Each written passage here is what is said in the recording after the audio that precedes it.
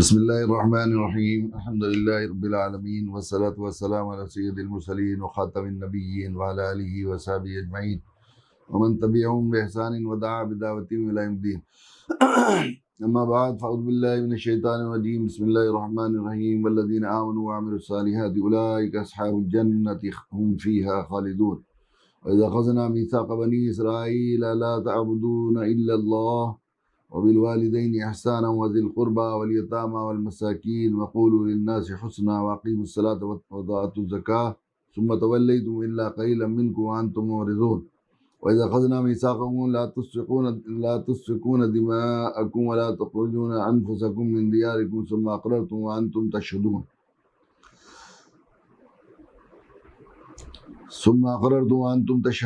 ثم أنتم هؤلاء تقتلون أنفسكم وتخرجون فريقا منكم من ديارهم تظاهرون عليهم بالإثم والعدوان وإن يأتوكم أسارى تفادوهم وهو محرم عليكم إخراجهم أفتؤمنون ببعض الكتاب وتكفرون ببعض وما جزاء من يفعل ذلك منكم إلا خزي في الحياة الدنيا ويوم القيامة يردون إلى أشد العذاب وما الله بغافل عما تعملون. أولئك الذين اشتروا الحياة الدنيا بالآخرة فلا يخفف عنهم العذاب ولا هم ينصرون. ولقد آتينا موسى الكتاب وقفينا من بعده بالرسل وآتينا عيسى ابن مريم البينات وأيدناه بروح القدس أفكلما جاءكم رسول بما لا تهوى أنفسكم استكبرتم فريقا كذبتم وفريقا تقتلون وقالوا قلوبنا غلف بل لعنهم الله بكفرهم فقليلا ما يؤمنون. ترجمہ: جو لوگ ایمان لاتے ہیں اور نیک عمل کرتے ہیں وہ جنت کے باسی ہیں، وہ ہمیشہ اس میں رہیں گے. اور وہ وقت یاد کرو جب ہم نے بنی اسرائیل سے پکا عہد لیا تھا کہ تم اللہ کے علاوہ کسی کی عبادت نہیں کرو گے، والدین سے اچھا سلوک کرو گے اور رشتہ داروں سے بھی، یتیموں اور مسکینوں سے بھی، اور لوگوں سے بھلی بات کہنا اور نماز قائم کرنا اور زکوٰۃ دینا. مگر پھر تم میں سے تھوڑے سے لوگوں کے سوا باقی سب عہد سے منہ موڑ کر پھر گئے. یاد کرو جب ہم نے تم سے پکا عہد لیا تھا کہ تم ایک دوسرے کا خون نہیں بہاؤ گے، اپنے آدمیوں کو اپنے گھروں سے نہیں نکالو گے. پھر تم نے اقرار کیا اور تم خود اس کے گواہ ہو. اس کے بعد آج تم ہی وہ لوگ ہو کہ اپنی آدمیوں کو قتل کرتے ہو، اپنیوں میں سے کچھ لوگوں کو ان کے گھروں سے باہر نکالتے ہو، ان کے خلاف گناہ اور زیادتی کا ارتکاب کر کے ان کے دشمنوں کی مدد کرتے ہو. اگر وہ دشمنوں کے قیدی بن کر تمہارے پاس آ جاتے ہیں تو تم فدیہ دے کر چھڑا لیتے ہو، حالانکہ ان کو گھر سے نکالنا ہی تمہارے لیے حرام تھا.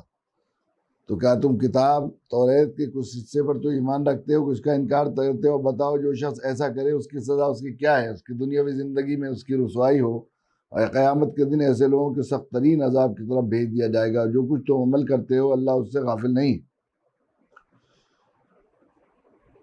اور یہ وہ لوگ ہیں جنہوں نے دنیاوی زندگی کو آخرت کے بدلے میں خرید لیا، لہٰذا ان کے عذاب میں نہ کوئی تخفیف ہوگی نہ ان کی مدد کی جائے گی. بے شک ہم نے موسیٰ کو کتاب دی، اس کے بعد پے در پے رسول بھیجے، اور ہم نے عیسیٰ ابن مریم کو کھلی کھلی نشانیاں دیں اور روح القدس سے ان کی تائید کی.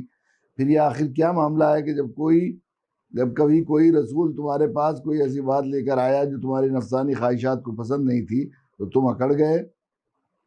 چنانچہ بعض انبیاء کو تم نے جھٹلایا اور بعض کو قتل کرتے رہے. یہ آیات کا ترجمہ تھا جو پڑھ کر سنایا پڑھا ہم نے. یہاں پر بات شروع کی ہے، پہلے ان کی خرابیوں اور برائیوں کا اور کی سزاؤں کا ذکر کیا جا رہا ہے. قرآن کا یہ تقریباً طرز خطاب ہے کہ اگر بھلائی کا ذکر کرتے ہیں تو ساتھ ساتھ برائی کا بھی ذکر کیا جاتا ہے، ثواب کا ذکر کیا جاتا ہے تو پھر جزا کا جو ہے ساتھ ساتھ عذاب کا بھی ذکر کیا جاتا ہے، وعدوں کا ذکر کیا جاتا ہے تو وعیدوں کا بھی ذکر کیا جاتا ہے، جنت کا ذکر کیا جاتا ہے تو جہنم کا ذکر کیا جاتا ہے، اللہ کی رضا کا ذکر کیا جاتا ہے تو اللہ کی ناراضگی کا ذکر کیا جاتا ہے. اس لیے کہ قرآن کا جو موضوع ہے وہ دعوت ایمان و عمل صالح اس کی شاخیں ہیں، اصل تو فروع ہیں جس کا نتیجہ ہے عمل صالح، نیک صالح. ایمان و عمل صالح کے پر انحصار ہے جو ہے اس انسان کی کامیابی اور نجات کا، اور قرآن نجات کی طرف اور دارین کی فلاح کا ایک نصاب ہے اور کورس ہے. اللہ تعالیٰ نے عذرائے شفقت و رحمت انسانوں کو اچھا انسان بننے کے لیے اور یہ زندگی اچھی جینے کے لیے، آخرت میں زیادہ سے زیادہ اجر و ثواب حاصل کرنے کے لیے اور دنیا کی نعمتوں سے زیادہ خاطر خواہ جیسے فائدہ اٹھایا جانا چاہیے، اٹھانے کا اس کے اندر سلیقہ پیدا کرنے کے لیے قرآن کی یہ موضوع ہے جو بار بار وہ کرتا ہے. چونکہ انسان کی فطرت ایسی ہے کہ اس کو دونوں چیزوں کی ضرورت ہے، خوف کی بھی ضرورت ہے، لالچ کی بھی ضرورت ہے. اس کو تھوڑی سی دونوں چیزوں کی ضرورت ہے، ایک طرح کی نہیں. طبیعتیں الگ الگ ہوتی ہیں. کسی کو ڈنڈے کا جو ہے زیادہ ہوتا ہے لالچ، ڈنڈے سے کہ ڈر سے وہ آدمی زیادہ کام کر سکتا ہے.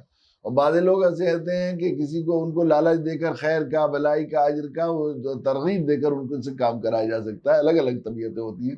زیادہ تر تو ہوتے ہیں جو نیکی کی طرف راغب ہوتے ہیں اور جو ہے وہ لالچ سے ہی کام کرتے ہیں، ترغیب ان کے لیے زیادہ مفید ہے. لیکن ایک خاصی طبیعت ایسی ہے، اللہ تعالیٰ نے اس کائنات کو اسی طرح بنایا ہے. اصل میں دونوں طرح کے لوگ اگر نہ ہو تو، اگر برے لوگ نہ ہو تو اچھائیوں کی قدر نہ ہو آدمی کو، یہ بات صحیح ہے. اگر گناہ کرنے کی صلاحیت اس کے اندر نہ ہوتی تو نیکی کرنے کی وقت و قدر و منزلت بھی نہیں ہوتی. اندھیرا نہ ہو تو روشنی کی قدر نہیں ہوتی آدمی. اگر غم نہ آئے تو خوشیاں بالکل بے مزہ ہوتی ہیں.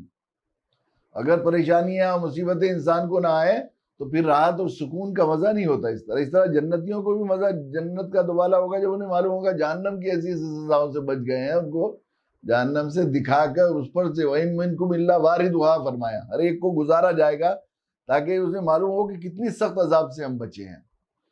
تو اللہ تعالیٰ نے یہ بنایا ہے، نظام ہی بنایا ہے، نظام کائنات اسی طرح بنایا ہے. تو اللہ تعالیٰ اب چونکہ ان کی برائیوں کا اور خرابیوں کا ذکر کیا، اب ساتھ میں پھر نیکیوں کا بھی ذکر کیا. وَالَّذِينَ آمَنُوا وَعَمِلُوا الصَّالِحَاتِ أُولَٰئِكَ أَصْحَابُ الْجَنَّةِ هُمْ فِيهَا خَالِدُونَ. وہ لوگ جو ایمان لائے اور نیک عمل کیے، ایمان کا نتیجہ ہے کہ نیک عمل کریں گے. وہ جب ایمان لائیں گے تو جنت کا انہیں اور جہنم کا 100% یقین ہوگا. اللہ کی رضا اور ناراضگی کے بارے میں وہ احساس، ان کی حساسیت پیدا ہوگی. تو یقیناً وہ نیک عمل کریں گے. ایمان کے ساتھ میں لازم ملزوم ہے نیک عمل. صرف ایمان کافی نہیں ہے، یہ بات سمجھ لیجئے. جہاں بھی کہیں قرآن مجید میں ذکر کیا ہے ایمان کے ساتھ نیک عمل کیا، اس لیے کہ نیک عمل اس کی دلیل ہے. ایمان ہے کہ نہیں؟ الایمان ما وقر فی القلب ویصدقہ العمل. ایمان وہ جو دل میں بیٹھ جائے، عمل اس کی تصدیق کرے. عمل اس کے مطابق نہیں ہے، اس کا مطلب دل میں بیٹھی نہیں، یقین نہیں ہوا. یقین بیٹھ گیا ہے تو ظاہر ہے کہ وہ جو اس نے کہا نا جانتا ہوں ثواب اطاعت و زہد پر طبیعت ادھر نہیں آتی. حضرت مولانا محمد احمد صاحب نے بڑی پیاری بات کہی، جانتا گر ثواب اطاعت و زہد. ان کی بہت سی چیزوں کی تضمین کیا. ہمارے بزرگوں میں تھے حضرت مولانا محمد احمد صاحب رحمۃ اللہ علیہ، تمام اکابرین کے وہ سرخیل سمجھے جاتے ہیں. سارے بزرگوں کو ہم نے ان کے جو ہے عقیدت مندانہ حاضر ہوتے ہوئے دیکھا ہے. تو وہ انہوں نے غالب کے اشعار کی اصلاح بھی کی ہے. بہت اچھے شاعر تھے وہ. جانتا گر ثواب اطاعت و زہد پھر طبیعت ادھر نہ کیوں آتی. ایسا ہو نہیں سکتا. آدمی کو لالچ ہو تو یقین ہوگا. اب آپ دیکھیے حدیث میں آتا ہے، مثلا میں ایک مثال عرض کروں. حدیث میں ہے کہ ہمیں جو ہے اللہ کے نبی صلی اللہ علیہ وسلم نے ارشاد فرمایا جو کوئی شخص سلام کرتا ہے اس کو 70 نیکیاں ملتی ہیں، اور جو جواب دیتا ہے اس کو 1 نیکی ملتی ہے. اور چونکہ وہ جواب دیا اس نے، جب اس نے سلام کیا، اگر وہ سلام نہ کرتا تو یہ جواب بھی نہیں دیتا، تو سلام گویا اس کی نیکی کا ذریعہ بھی سلام کرنے والا ہوا. تو الدال علی الخیر کفاعلہ، جو کسی کار خیر کا ذریعہ بنتا ہے اسے اس کے برابر نیک عمل کا ثواب ملتا ہے. گویا 1 نیکی اور 71 ملیں گی سلام کرنے والے کو، اور جواب دینے والے کو 1 نیکی ملے گی. اب نیکی کے بارے میں اگر ہمیں دل میں یقین ہے کہ نیکی کی اتنی اہمیت ہوگی، 1 نیکی کے لیے جو ہے ایک آدمی پورے محشر میں، پرسوں کے سبق میں یہ بات آئی تھی، ایک آدمی پورے محشر میں تڑپ جائے گا، ڈھونڈتا پھرے گا. کوئی عزیز ماں باپ بیٹے اسے نیکی دینے کو تیار نہیں ہوں گے. اس کا نام اعمال نیکیوں کا اور گناہوں کا برابر ہو جائے گا. تو اللہ اس سے یہ فرمائیں گے جائے 1 نیکی کسی سے مانگ لا. 1 نیکی جب اسے معلوم ہوگا، ایسے کیسے ہو سکتا ہے کہ وہ 71 کو چھوڑ کر 1 کی. ہمیں اب معلوم ہو، مثال کے طور پر میں یہ کہوں یہاں سے بیٹھا ہوا ہوں، اس دروازے سے جو جائے گا اس کو 71 روپے ملیں گے، اور جو اس دروازے سے جائے گا فاصلے بعد والے دروازے سے جائے گا اسے 1 روپیہ ملے گا. تو اس کسی مجلس میں 1000 آدمی بیٹھے ہوں، 2 گھنٹے میں نکلنا ہو، کوئی 71 والے کو چھوڑ کر 1 والے سے نہیں نکلے گا. کسی کو بہت ایمرجنسی مجبوری ہو تو دوسری بات ہے، چونکہ یقین ہے اس بات کا کہ یہ بات صحیح ہے، نقد مل رہے ہیں پیسے. تو یہ اللہ کے جو ادھار ہیں، یہ نیکیاں، یہ نقد سے کہیں زیادہ ہیں. اس لیے کہ دنیا کے نقد دینے والے تو دھوکے باز ہیں، پتہ نہیں جعلی نوٹ دے دیں، کسی طرح کا بھی دے دیں، اللہ کے یہاں سے جو وعدہ ہے وہ نہیں ہوگا. تو نیکی نہ وہ جانتا. اسی طرح انہوں نے ایک شعر کی اصلاح کی ان کی کہ عشق نے غالب نکما کر دیا ورنہ ہم بھی آدمی تھے کام کے. تو انہوں نے کہا کہ عشق نے احمد مجلہ کر دیا ورنہ ہم بھی آدمی تھے نام کے. عشق حقیقی ہو تو مجلہ کر دیا. تو ان الذین آمنوا وعملوا الصالحات اولئک اصحاب الجنہ، وہ جنت میں جائے گا، خاہم فیہا خالدون، اور پھر ہمیشہ رہے گا، وہاں سے نکلے گا نہیں. آدمی کو کوئی نعمت ملے، کسی جگہ مزے میں رہے، کچھ ہو تو یہ سوچے گا یار یہاں سے جانا بھی ہے. گھر میں اپنے رہتا ہے آدمی، اب رخصت ہونا ہے. بیٹیاں گھروں میں رہتی ہیں اچھے بہت گھروں میں، لیکن ان کے دل میں لگا رہتا ہے سسرال جاؤں گی تو پتہ نہیں کیا ہوگا، کیسے ہوگا، کیسے نہیں ہوگا. یہ ہوتا نہیں، پھر ہمیں وہیں جانا ہے، یہ ہوتا ہے.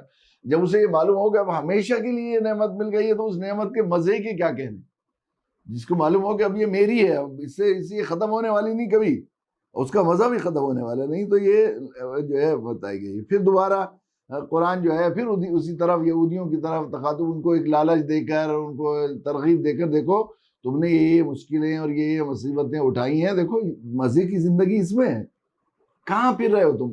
اپنے بندوں کو اللہ تعالی شفقت و رحمت سے وہ جو ہے ٹافی اور چاکلیٹ بھی دکھا رہے ہیں بچوں کو، جیسے دکھاتے ہیں ماں باپ ان کی خیر بھلائی کے لیے.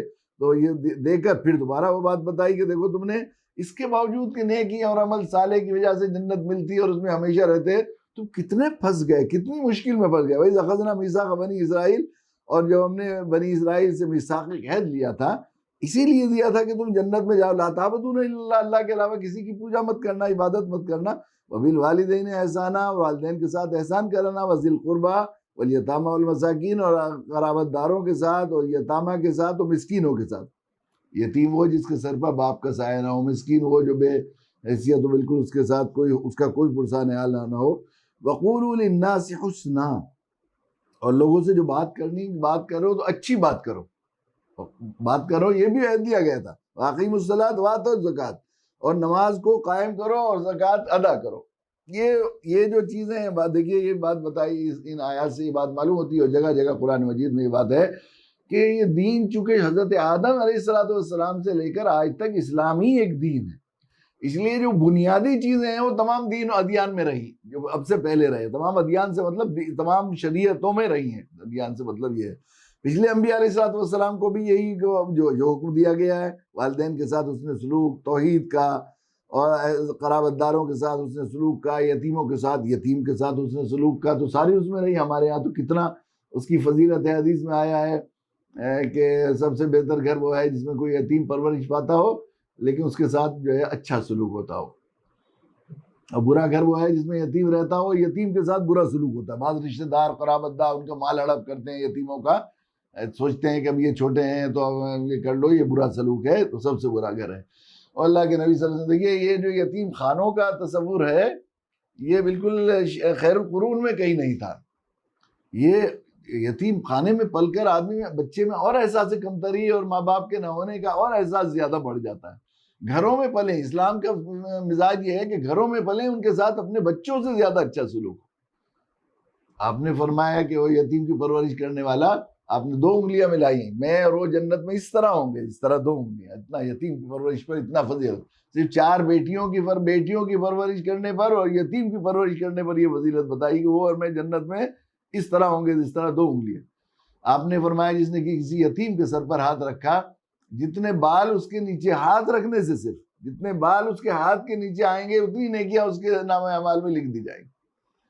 اور ایک شخص آئے، یا نبی اللہ صلی اللہ علیہ وسلم، یتیموں کے ساتھ حسن سلوک کی کتنی اہمیت دین میں ہے اور کتنی قیمتی چیز ہے یہ.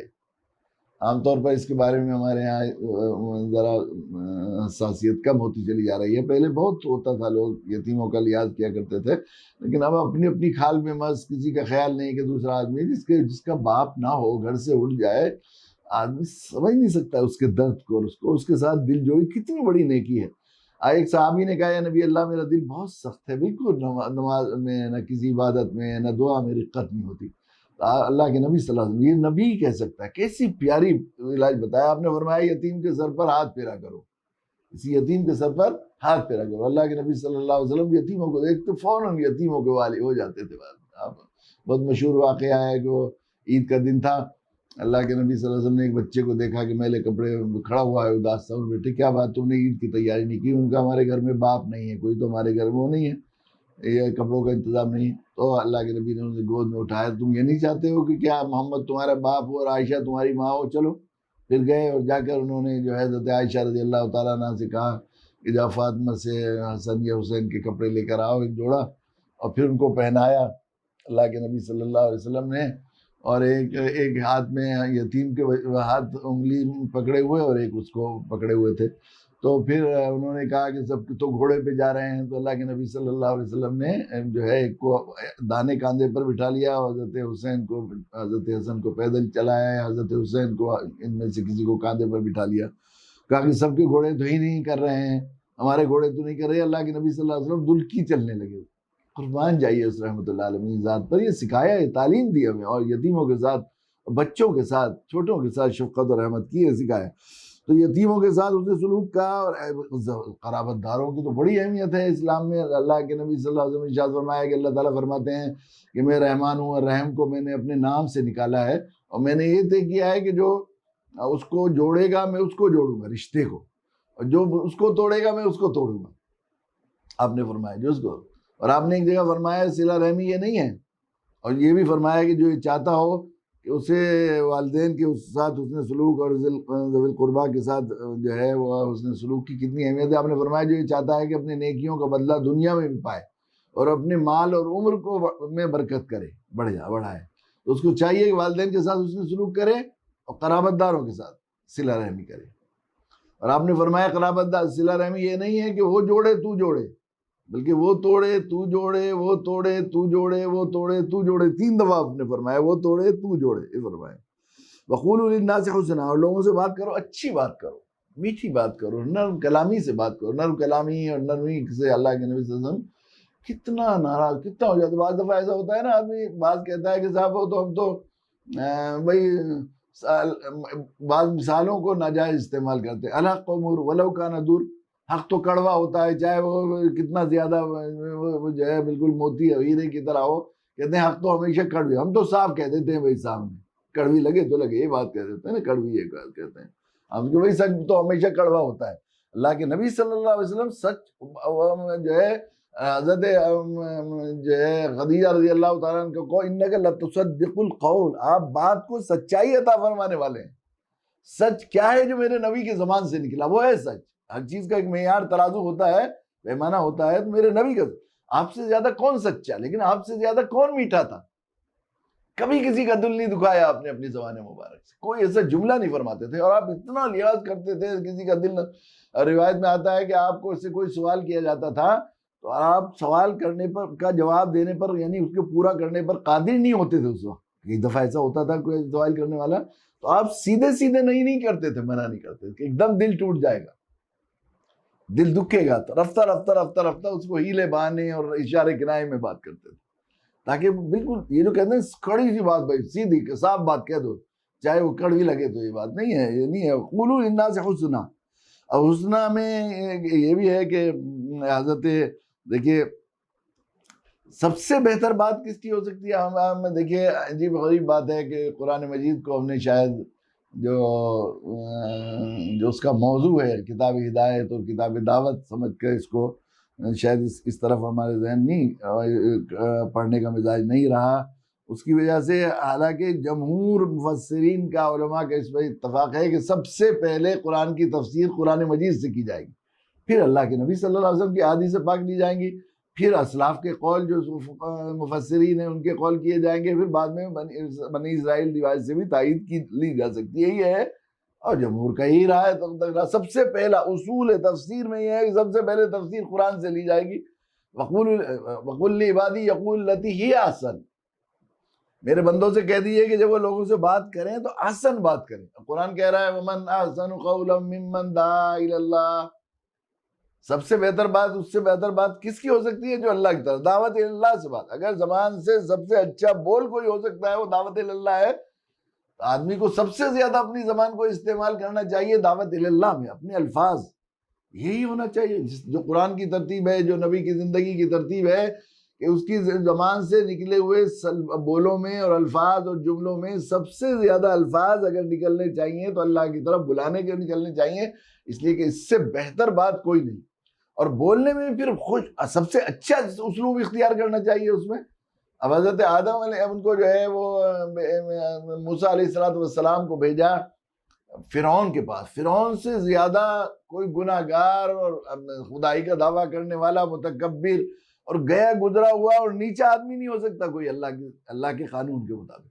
حضرت موسیٰ علیہ السلام تو چوٹی کے نبیوں میں ہیں، وہ انبیاء علیہ السلام میں بعض لوگوں نے تو دوسرا نمبر دیا ہے، اللہ کے نبی صلی اللہ علیہ وسلم کے بعد سب سے زیادہ مرتبے کے جو ہے نبی ہیں حضرت موسیٰ علیہ السلام، یہ بھی ہوا ہے، بعض علماء کی رائے ہے، اتنی بڑی شخصیت ہے۔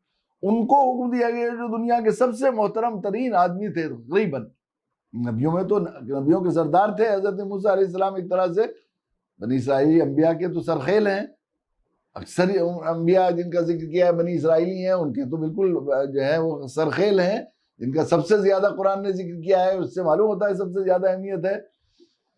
اور سب سے گئے ہوئے آدمی سے بات کرنے جا رہے ہیں تو اللہ کے نبی کو یہ بات ہو رہی، قولوا لہ قولا لینا، نرمی سے بات کرنا۔ تو اب ظاہر ہے کہ ہم میں سے کوئی موسیٰ سے زیادہ نہیں ہو سکتا، اور جس مدعو کے پاس ہم جا رہے ہیں وہ فرعون سے زیادہ گئے گزرا نہیں ہو سکتا، تو ہمیں آخری درجے میں نرمی سے بات کرنی چاہیے۔ یوں بھی آدمی کو اچھے سے اچھے جملے، اچھے سے اچھے اسلوب اختیار کرنا چاہیے۔ فقولوا لہ قولا، واقیموا الصلاۃ، اور نماز کو قائم کرنا۔ یہ بھی ہم نے جو ہے وہ تعریف کا معنوی تعریف ایک طرح سے کر لی ہے کہ نماز، جہاں بھی نماز کا ذکر کیا گیا ہے نماز قائم کرنے کا ذکر کیا گیا ہے قرآن میں، حتیٰ کہ یہ یہاں دکھایا گیا ہے کہ بنی اسرائیل کو بھی نماز کے پڑھنے کا حکم دیا گیا تھا، نماز کے قائم کرنے، وآتوا الزکاۃ، زکوٰۃ کو ادا کرنے کا۔ زکوٰۃ ادا کرنے کے سلسلے میں تو پچھلے دنوں بات ہو گئی تھی کہ زکوٰۃ ادا کا مطلب مستحقین کو تلاش کر کے ان تک پہنچانا، صرف نکالنا کافی نہیں تھا، بلکہ ہماری ذمہ داری تھی کہ عزت کے ساتھ اور عزت نفس کے ساتھ ان کو بغیر تکلیف پہنچائے اور بغیر احسان جتائے اور بغیر ان کو ان کی عزت نفس کو نقصان پہنچائے بغیر ہم خود ان تک پہنچائیں۔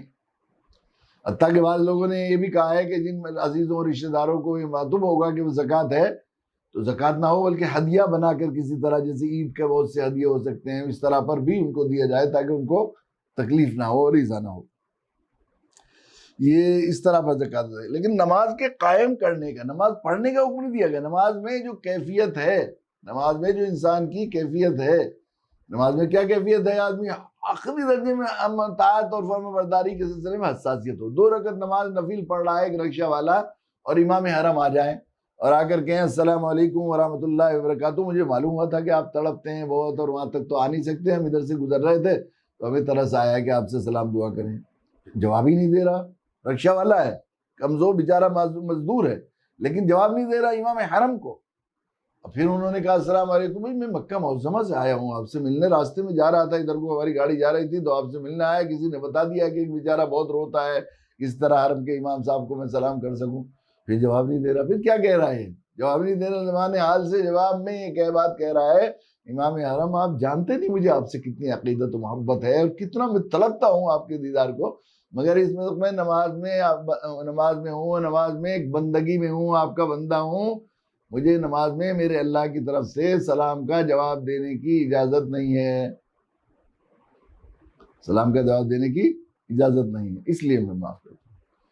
تو یہ ذرا سی کچھ کمی ہو جائے ایک دم مسئلہ پوچھتے ہیں، سمیع اللہ لمن حمیدہ کی جگہ مفتی اعظم نماز پڑھا رہے ہوں اور اللہ اکبر کہہ کر کھڑے ہو جائیں تو سارے نمازی 1-2 لوگوں سے ضرور پوچھیں گے، آ جائے مفتی صاحب سے، عجیب بات ہو گئی، بھئی مفتی تھے تو اگر کچھ ہوتی تو وہ ضرور بتاتے نا، نماز میں اگر نہ ہوتی تو ضرور بتاتے، انہی سے لوگ مسئلہ پوچھتے ہیں، لیکن پھر بھی پوچھیں گے، ہو گئی نا نماز، اتنا حساسیت، عبادت ہو گئی۔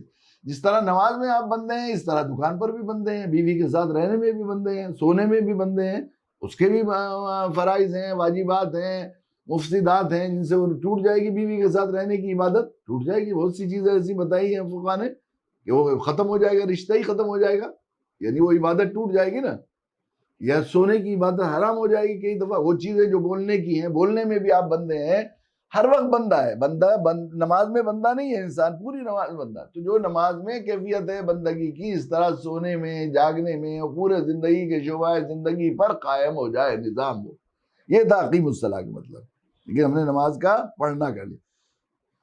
تو یہ تمام احکام جو بنیادی ہیں یہ پہلی شریعتوں میں تھی، ان سے بھی عہد لیا گیا. ثم تولیتم الا قلیلا منکم وانتم معرضون، تم سے پھر گئے کچھ کو چھوڑ کر اور تم نے اعراض کر لیا. یہ انہیں عہد دلایا گیا ہے. وَإِذْ أَخَذْنَا، اور یاد دلایا گیا وَإِذْ أَخَذْنَا مِيثَاقَكُمْ لَا تَسْفِكُونَ دِمَاءَكُمْ وَلَا تُخْرِجُونَ أَنفُسَكُمْ مِنْ دِيَارِكُمْ ثُمَّ أَقْرَرْتُمْ وَأَنْتُمْ تَشْهَدُونَ. تم سے یہ بھی عہد لیا گیا تھا کہ تم خون نہیں بہاؤ گے آپس میں ایک دوسرے کا، اور ایک دوسرے کو گھروں سے نہیں نکالو گے. تم نے اقرار بھی کر لیا تھا، وعدہ کیا تھا ہم سے.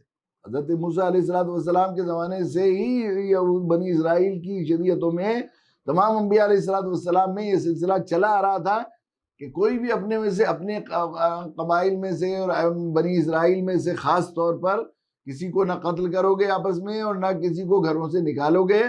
اور ایک تیسرا ان کے ہاں یہ تھا، 3 چیزیں تھی کہ تم جب جو ہے وہ کوئی قید ہو کر آ جائے گا کوئی بنی اسرائیلی، تو تم سب مل کر فدیہ دے کر اس کو چھڑاؤ گے، اس کو چھڑاؤ گے. تو یہ ان سے وعدہ تھا. ثم انتم هؤلاء تقتلون انفسكم وتخرجون فريقا منكم من ديارهم.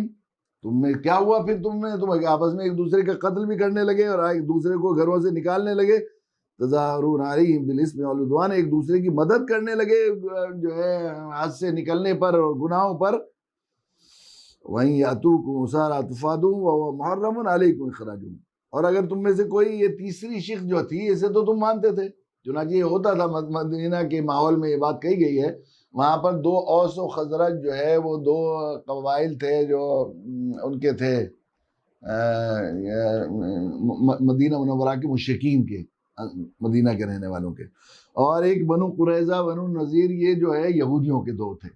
تو جو اوس تھے ان سے جو ہے بنو قریظہ کا معاہدہ ہو گیا تھا کہ بھی ہم آپ کا ساتھ دیں گے ہر معاملے میں کچھ بھی ہو جائے. اور بنو نذیر کا خزرج سے جو ہے وہ ہو گیا تھا ساتھ کے جو بھی ہوگا. تو ان میں آپس میں لڑائی ہوتی رہتی تھی اوس و خزرج میں. جب اوس و خزرج میں لڑائی ہوتی تھی تو اب یہ بنی قریظہ ان کی طرف ہوتے تھے، بنی نذیر جو ہے خزرج کی طرف ہوتے تھے.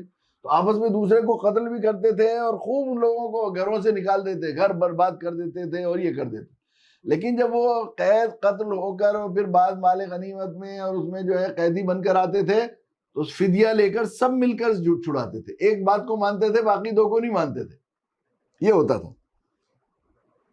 تو قرآن نے کہا یہ کیا کر رہے ہو تمہیں تو محرم علیکم اخراجہم، حالانکہ تم پر اخراج بھی ان کا جو ہے حرام تھا، اس کو تو حرام کو مانتے کرتے ہو تم، اور ایک بات کو مانتے ہو. وَتُؤْمِنُونَ بِبَعْضِ الْكِتَابِ وَتَكْفُرُونَ بِبَعْضٍ، تم کتاب کے کچھ حصے کو تو مانتے ہو اور کچھ کو نہیں مانتے.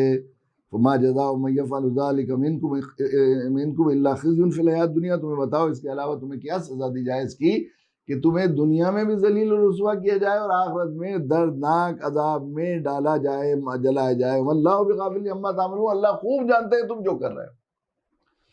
تو کچھ کو مانتے. یہود کی ایک بڑی وہ تھی جو اپنی مرضی کی اور پسند کی چیزیں ہیں انہیں مانتے تھے جن کو اچھی لگتی تھی، اور اس کے لیے ان کے دل میں وہ تھا. اسی لیے تو وہاں سے آ کر بھی کوہ طور سے وعدہ کر لیا تھا اس پہاڑ کے نیچے دب کر کہ مانیں گے. اور ہم نے سنا جب وہاں گئے تو وہاں جب کوہ طور پر گئے اور اللہ نے کہا کہ کتاب ہم نے دی ہے اور تم اسے مانو، تو انہوں نے کہا کہ ہم جو ہے جب تک نہیں مانیں گے.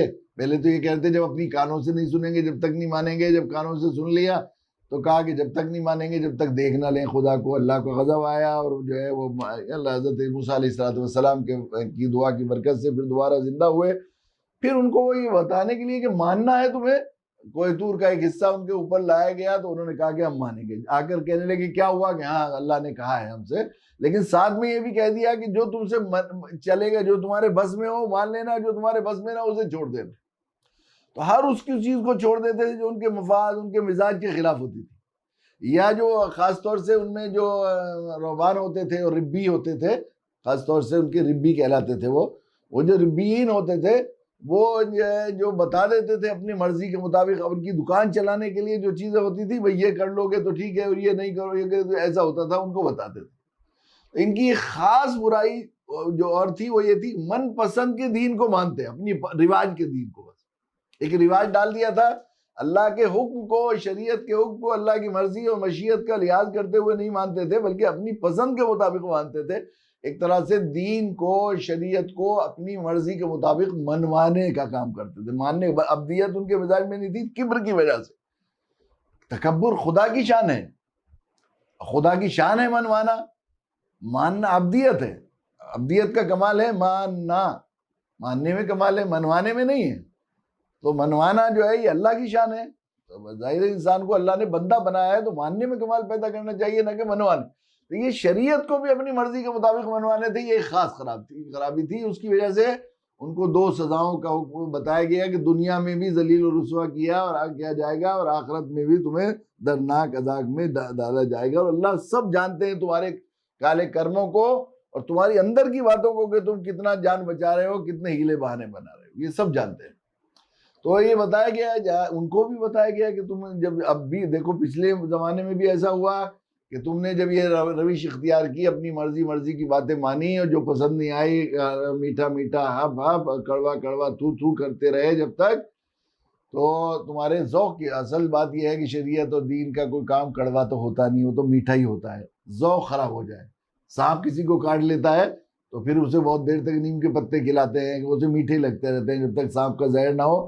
ایسے ہی جو ہے وہ یہ برے اعمال گناہ کی چیزیں آدمی کو وزین لہم الشیطان اعمالہم، شیطان ان کو مزین کر دیتا ہے، ان سے دل مانوس ہو جاتا ہے گناہوں سے، بعض دفعہ ایسا ہوتا ہے۔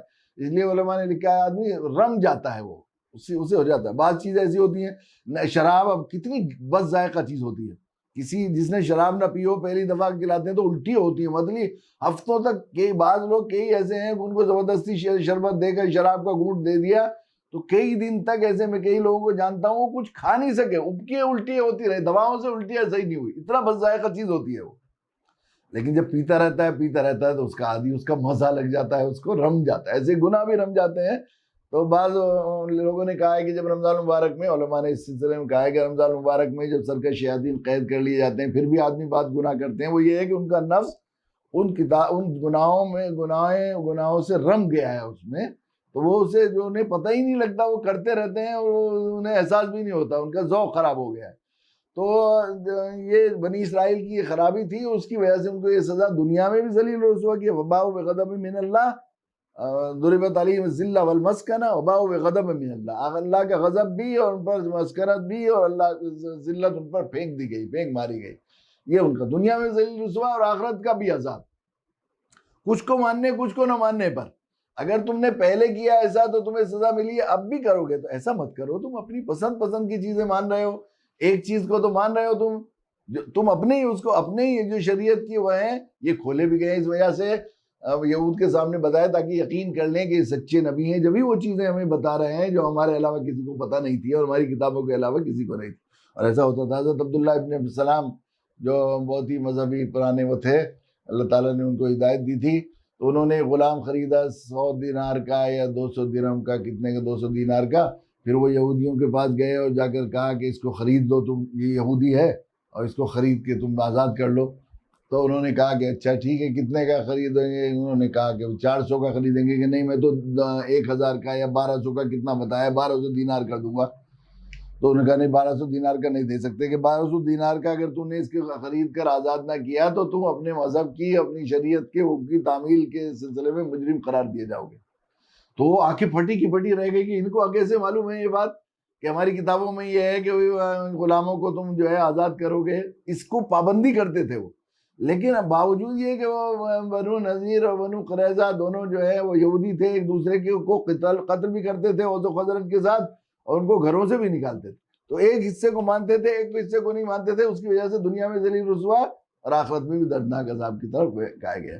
تو یہ بات جہاں میں نے عرض کیا تھا کہ یہ تمام ان مضامین میں جہاں یہودیوں کو وارننگ دی گئی ہے، ان کو دعوت بھی دی گئی ہے، ان کو سمجھایا بھی گیا ہے، ان کی نفسیات کا لحاظ کرتے ہوئے ان کے لیے بہترین اسلوب دعوت بھی اختیار کیا گیا ہے۔ اور دوسرے اللہ کے نبی صلی اللہ علیہ وسلم کو بھی تسلی دی گئی ہے کہ اگر یہ نہیں مانیں گے آپ کی بات اور آپ پر ایمان نہیں لائیں گے، ان کو ہم نے پہلے بھی سزائیں دی ہیں، اب بھی ہم سزا دیں گے، اور آپ ان سے مروب نہ ہو، اور آپ ثبت به فؤادک، آپ کے دل کو بھی تسلی دی گئی ہے۔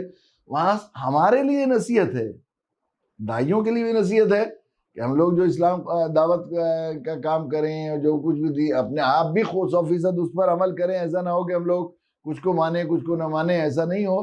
اور یہ کہ بات کریں تو ہم بہت نرم مزاجی کے ساتھ اچھے انداز میں بات کریں، اور کچھ کو مانے کچھ کو نہیں مانے یہ بھی نہیں. اور امت مسلمہ کے تمام مسلمانوں کو بھی یہ بات کہی گئی ہے کہ اگر تم بھی وہی غلطی دہراؤ گے جو یہود نے دہرائی، بنی اسرائیل نے دہرائی، تو اللہ کے ہاں کوئی رشتہ داری نہیں ہے. سزا اور جزا کا قانون ایک ہی ہے، جو ان کے لیے تھا وہی تمہارے لیے بھی ہے. تم اگر یہ روش اختیار کرو گے کہ من پسند کی چیزوں پر دین کی عمل کرو گے، کچھ پر عمل نہیں کرو گے، تو تمہیں بھی یہ. چنانچہ ہمارے ساتھ یہی مسئلہ ہے. وہ جو اللہ کے نبی سلام ہو اللہ کے نبی صلی اللہ علیہ وسلم کی زبان بات صداقت پر، کہ آپ نے فرمایا تم یہود کے طریق پر چلو گے یہاں تک کہ وہ گوہ کے سوراخ میں جائیں گے تو تم بھی گوہ کے سوراخ میں گھسو گے. تو بالکل آج ہمارا حال بھی یہی ہے کہ ہم جو ہیں اصل میں رواج کو دین بنا لیا ہم نے. جو ہمارے دین کی جو چیزیں ہمارے رواج میں ہیں، بعض ایسی چیزیں دین کے نام سے بہت سی ایسی چیزیں رواج میں آ جاتی ہیں جو دین میں ان کی کوئی اصل نہیں، قرآن سے اصل نہیں ہے، سنت سے کوئی اصل نہیں ہے. حالانکہ اللہ کے نبی صلی اللہ علیہ وسلم نے ارشاد فرمایا میں جاہلیت کو اپنے قدموں کے نیچے رودنے کے لیے آیا ہوں. جاہلیت و اسلام ایک دوسرے کی ضد ہے. اندھیرا اور روشنی اس طرح ایک دوسرے کی ضد ہوتی ہے کہ اندھیرا آئے گا تو روشنی جائے گی، روشنی آئے گا تو اندھیری جائے گا. اس طرح جاہلیت جتنی آئے گی اسلام جائے گا، اور اسلام جتنا آئے گا جاہلیت جائے گی. حضرت عمر رضی اللہ تعالیٰ عنہ کا مشہور ارشاد محدثین نے نقل کیا ہے، جس نے اسلام میں آنکھ کھولی اور جاہلیت کو نہیں سمجھا اور پرکھا، وہ جو ہے جاہلیت پر عمل کر کے اسلام کو رسوا کر کے چھوڑے گا. اسلام کو جاہلیت سے خلط ملت کرے گا. وہ اسے سمجھنا، اندھیرے کو سمجھنا ضروری ہے تاکہ روشنی اور اس میں تمیز پیدا ہو، اندھیرے سے بچ سکے، جاہلیت سے بچ سکے. تو جاہلیت اسلام کی تعریف اگر ہم اپنی دیہاتی زبان میں موٹی سی کریں تو وہ دینی کام جن کو مذہب سمجھ کر دین سمجھ کر کرنا جاتا ہے. جاہلیت وہ نہیں ہے کہ جو عام گھروں کے کام ہوتے ہیں، بلکہ جس کو دین سمجھ کر کیا جاتا ہے، جس کی کوئی سند اصل نہ ہو آسمانی کتابوں سے اور نبیوں کے طریق سے، قرآن و سنت سے جس کی سند نہ ہو، وہ جاہلیت کہلاتی ہے. جیسے ہمارے یہاں چلتے، اور وہ کام جو 100% قرآن سے اس کے نبی جناب رسول اللہ صلی اللہ علیہ وسلم کے لائے ہوئے طریقے سے جس کی سند ثابت ہو جائے وہ دین ہے. یہ دین کی ہو. تو ہمارے یہاں بھی یہی ہے، بس جو باپ دادوں سے چلا آ رہا ہے جو طریقہ، اسی کو طریقے کو مانتے ہیں. جو فرائض، جو واجبات، جو سنتوں کا ہمارے یہاں خاندان میں رواج چلا رہا ہے انہیں ہم دین سمجھتے ہیں. جو ہمارے یہاں رواج میں عمل میں نہیں ہے چاہے کتنی اہم ہو ان کو نظر انداز کر دیتے ہیں. ایسے ہی جن گناہوں کو ہمارے یہاں حرام سمجھا جاتا ہے، جن چیزوں کو اور رواج میں، تو انہیں حرام سمجھتے ہیں. اور جن چیزوں کو ہمارے رواج میں حرام نہ سمجھا جائے تو وہ کتنی بھی اہم ہو، کتنی شریعت نے ان کی برائی بیان کی ہو، انہیں کرتے رہتے ہیں ہم لوگ. ایسا ہوتا ہے. اور جتنا رواج میں ہوتا اتنا. اب یہ دیکھیے انہی مسجدوں میں جمعے کے دن کتنے نمازی ہوتے ہیں، اور فجر کی نماز میں 1.5-2 صف ہوتے ہیں.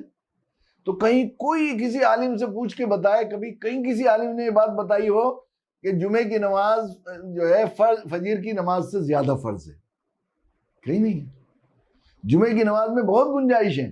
اب آج کل جمعے کی نماز نہیں پڑھ رہے بہت سے لوگ، گھر میں پڑھ رہے ہیں، شرعی عذر ہے. اب کوئی خطرہ ہو، مسافر ہے، ایسی بستی میں ہے جہاں جمعہ نہیں ہوتا، سفر کی سہولت میسر نہیں ہے تو ظہر پڑھ لے. بیمار ہے ظہر پڑھ لے. باہر کوئی خطرہ ہے، عزت کا ہے، جان کا خطرہ ہے، آدمی جا نہیں سکتا، ظہر پڑھ لے. جمعے میں بہت گنجائش. لیکن فجر میں آخری سانس جب تک اشارے سے پڑھ سکتا ہے پڑھنے کی. لیکن کتنے لوگ آپ کو ایسے ملیں گے جمعہ آج تک چھوڑا نہیں ہے، فجر پڑھی نہیں. کیا ہے یہ رواج کی نماز؟ ایسے ہی بہت سے لوگ جمعے کا روزہ رکھتے ہیں، کبھی ہر جمعے کا. بہت سے ایسے لوگ ہیں رمضان میں جمعے کا روزہ رکھتے ہیں. کہیں کسی نے بتایا کہ جمعے کا روزہ فرض ہے؟ کہیں نہیں ہے جمعے کا روزہ فرض کہ جمعے کا روزہ فرض ہے. جس طرح جمعے کا روزہ فرض ہے اس طرح منگل کا بھی فرض ہے، اتوار کا بھی فرض ہے، پہلا روزہ بھی فرض ہے. سب سارے روزے اسی طرح برابر فرض ہے. فرضیت میں کوئی فرق نہیں ہے، آپ اسے پڑھ لیں گے. لیکن بہت سے ایسے ہیں جمعے کا روزہ کبھی چھوڑا نہیں. الوداع جمعہ کوئی شریعت کی اصطلاح نہیں ہے، کہیں قرآن میں، حدیث میں، کسی فقہ کی کتاب میں الوداع جمعہ کوئی لفظ ہی نہیں ہے. لیکن الوداع چھٹی ہونی چاہیے. الوداع کا کیسا اہتمام ہوتا ہے. اگر آخری اشیاء کا جمعہ ہونے کی وجہ سے فضیلت ہے، 2 جمعے ہیں تو دونوں برابر ہیں. منجلا روزہ ایک ہوتا ہے، 14واں روزہ، نہ عقل سے منجلا نہ نقل سے منجلا، اس کو وہ کرتے ہیں. زکوٰۃ کا بھی ہمارے یہاں الگ الگ ایسے ہی رواج ہے. کسی کا کتنا دے دیا تو مسجد میں دے دیتے ہیں. 40واں نکال دیا، اسے دے دیا اناج میں سے. حالانکہ عشر میں 40ویں کیا مطلب، وہ تو 20واں یا 10واں ہے. زکوٰۃ کھیتی کی زکوٰۃ ہے، وہ کھیت میں ہی ادا کرنی ہے، اور اس کے ہیں جو دیے گئے ہیں تو اس کو ادا نہیں کرتے. زکوٰۃ بھی ایسے ہی ہے. حج بھی ہمارے یہاں الگ الگ ہے. کسی کے یہاں فرض کی الگ الگ بنے ہوئے ہیں، کہ وہ لوگ سمجھتے ہیں کہ بھئی ہمارے ہاں عام طور پر یہ سمجھا جاتا ہے کہ سارے کام کر کے مکان کوٹھی بنا کر بچوں کی شادی سے فرصت مل جائے اور روزگار اجازت دے گا اور 3-4 لاکھ روپے نقد ہوں گے تو ہم جو ہے جائیں گے حج کرنے. حالانکہ حج نہ کرنے پر کتنی سخت وعید ہے. اللہ کے نبی نے ارشاد فرمایا جس پر حج فرض ہو اور وہ حج کو نہ جائے میں اس سے بری ہوں. فلا علی ان یموت یہودیا ولا نصرانیا، میری بلا سے وہ یہودی ہو کر مر جائے یا نصرانی ہو کر مر جائے. حضرت عمر رضی اللہ تعالیٰ عنہ کا معمول محدثین نے نقل کیا ہے کہ اگر کسی پر معلوم ہوتا اس پر حج فرض ہے، اس نے حج فرض نہیں کیا، فرض ادا نہیں کیا، تو اس کی نماز جنازہ نہیں پڑھ پاتے تھے اور فرماتے تھے کہ میرے اللہ سچے، میرے نبی سچے، نبی کا فرمان سچا، یہ مسلمان مرا ہی نہیں ہے، یہودی مرا یا نصرانی مرا. اب حج کی فرضیت کے سلسلے میں مفتی محمود صاحب ہمارے فقہا کے سرخیل تھے، انہوں نے میرے ایک سوال پر یہ بات فرمائی کہ کسی کے 50 بیگھے زمین ہے، 2 بیگھے زمین بیچ کر حج کو چلا جائے تو بچوں پر فاقے نہیں ہوں گے، تو 2 بیگھے زمین بیچ کر حج کو جانا فرض ہے. 3 دکانیں ہیں، ایک دکان بیچ کر حج کو چلا جائے بچے فاقے تو جو ہے حج کرنا فرض ہے. بعض فقہا نے یہاں تک لکھا ہے کہ بڑا مکان ہے، فیملی چھوٹی ہے، چھوٹے مکان میں گزارا ہو سکتا ہے تو بڑا مکان بیچ کر چھوٹے مکان کو بیچ کر حج کو جانا فرض ہے. اس پر کتنا رواج تھا صحابہ کے زمانے میں. حج کا 1.25 لاکھ صحابہ اللہ کے نبی کے ساتھ تھے، اور کل اس وقت زیادہ سے زیادہ بہت بڑی تعداد جو لکھی ہے تجزیہ نگاروں نے، اس وقت زیادہ سے زیادہ پوری دنیا میں مسلمانوں کی تعداد 1.5 سے 1.25 لاکھ تھی. 1.25 لاکھ وہاں تھے صحابہ، وہ 70% لوگ حج کرتے تھے چونکہ ان کے لیے فرض تھا، وہ وہاں آ سکتے تھے. تو حج فرض کتنا بڑا ہوتا ہے. اسی طرح حرام کے سلسلے میں بھی ہمارے یہاں رواج ہے، جن چیزوں کو گناہ سمجھا جاتا ہے اسے گناہ سمجھتے ہیں، جو چیزیں نہیں. سور کھانے کا رواج نہیں ہے، بلا شبہ یہ سور کھانا حرام ہے، بہت برا ہے، لیکن جاہل سے اتنی اس سے کراہیت اور نفرت ہے ہمارے دل میں، چونکہ ہمارے رواج میں اس سے کراہیت ہے. تو کسی اجہل سے اجہل جسے کلمہ بھی یاد نہ ہو اس سے کہہ دے کوئی کہ سور کا گوشت پکا ہے آپ کھاؤ گے تو قتل ہو جائے گا، فساد ہو جائے گا کہ نہیں. لیکن یہی شخص جو سور کے گوشت سے اتنی کراہیت کرتا ہے، سود پر کاروبار کر رہا ہے، بینک گارنٹ سے لون لے رکھا ہے اس نے. حالانکہ فرمایا سود کے 70 درجے ہیں، میرے نبی نے فرمایا سود کے ادنا درجے کا سود ماں سے، اپنی ماں سے زنا کرنا، ادنا درجے کا سب سے کم درجہ سود. 100 دفعہ سور کھانے کا گناہ جو ہے اپنی ماں سے زنا کرنے کے برابر نہیں ہوگا. لیکن سب اپنا چلا رہے ہیں، گاڑی لے رکھی ہے، موٹر سائیکل لی ہے سود پر، اور کام چلا رہے ہیں سود کے کاروبار. سود سے کوئی کراہیت ہی نہیں ہے. وَإِن لَّمْ تَفْعَلُوا فَأْذَنُوا بِحَرْبٍ مِّنَ اللَّهِ وَرَسُولِهِ. کسی گناہ میں قرآن نے یہ بات نہیں کہی کہ اگر تم سود دینا، سود لینا، سود کا واسطہ بننا، سود کا مشورہ دینا، سود کی اداروں میں ملازمت کرنا نہ چھوڑو گے تو اللہ اس کے رسول سے اعلان جنگ ہے. اعلان جنگ. 2 گناہ ایسے ہیں جس میں شریعت میں اعلان جنگ بتایا. ایک تو من آذانی ولیًا فقد آذنتہ بالحرب، جس نے میرے ولی کو ایذا پہنچائی، اللہ کے نبی صلی اللہ علیہ وسلم فرمایا کہ اللہ فرماتے ہیں اس سے میری اعلان جنگ کر دو. اس میں بھی احتیاط کر. دوسرے سود کے سلسلے میں، لیکن سود کے اوپر کوئی وہ نہیں ہے. جی کسی کا بچہ موٹر سائیکل چور بن جائے اور بڑا نیک آدمی ہو، آج کل یہ ہو رہا ہے بڑا، فلمیں دیکھ کر بہت سی انٹرنیٹ کی بعض خرابیوں کی وجہ سے جس کو عیب کو ہنر بتا کر، کمال اور آرٹ بتا کر دکھایا جاتا ہے، اس کے دیکھنے سے بچوں میں بہت ہی زیادہ ظاہر ہے کہ گناہوں کا شیوع بڑھتا چلا جا رہا ہے اور گناہ کی حرمت بھی اور ذلت مذارت بھی ختم ہوتی چلی جا رہی ہے.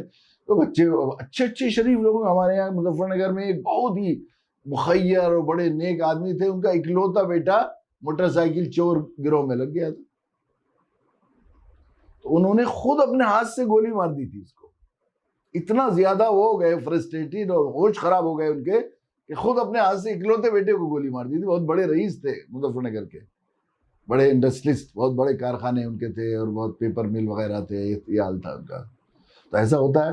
تو وہ اگر موٹر سائیکل چور یا کار چوری میں وہ پکڑا ہو جائے تو ساری دنیا میں رو ہو جائے گی، فلاں کا بیٹا ایسا ہو گیا ایسا ہو گیا موٹر. لیکن جہیز میں جو موٹر سائیکل آتی ہے اور کار آتی ہے اس کو کوئی برا نہیں سمجھتا.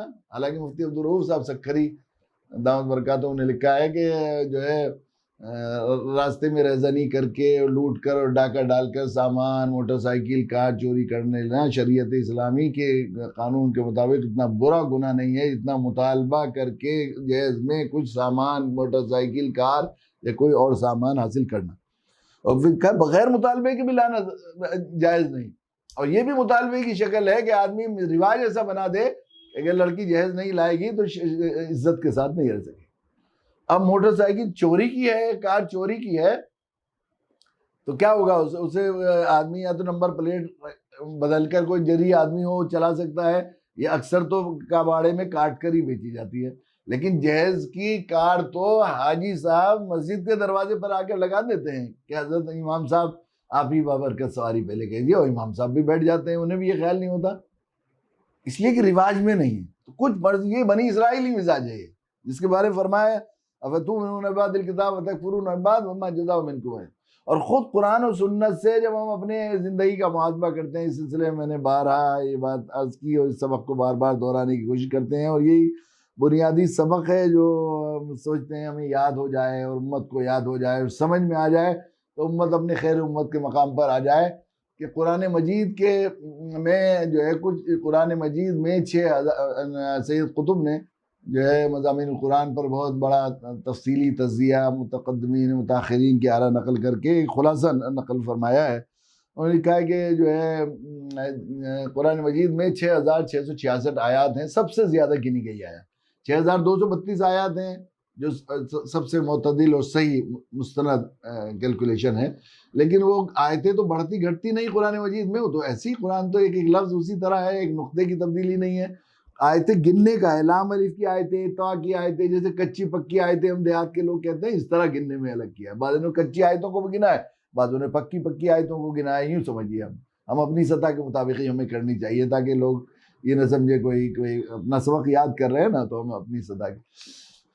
تو کچی پکی ساری آیتیں ہیں 6666 آیات.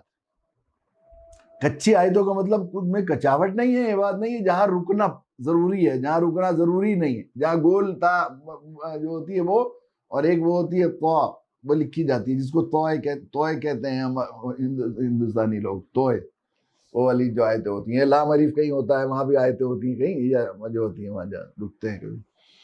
تو اس طرح جو ہے وہ 6666 آیات ہیں، ان میں 553 آیات سارے احکام کے بارے میں، نماز، روزہ، حج، زکوٰۃ، وراثت کے وسائل، جھوٹ کی برائی، غیبت کی برائی، اور جناب والدین کے ساتھ حسن سلوک، علم کی فضیلت، پڑوسی کے حقوق، اکرام مسلم، تفریق اوقات، اور جو ہے جناب علم و ذکر، اخلاص نیت، ساری کی ساری چیزیں جو ہیں 6 نمبر بھی ہے. دعوت الاعمال یعنی سارے کی سارے 553 آیات میں ہیں.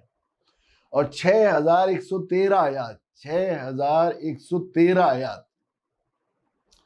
دعوت سے مطلب غیر ایمان والوں میں ایمان کی دعوت، اور اس کا تکملہ ہے جہاد. جب قرآن کو پڑھتے ہیں اور پوری سیرت پاک کو پڑھتے ہیں تو ہمیں خصاب محسوس ہوتا ہے کہ قرآن کا دعوت جو ہے وہ جہاد جو ہے وہ دعوت کا تکملہ ہے.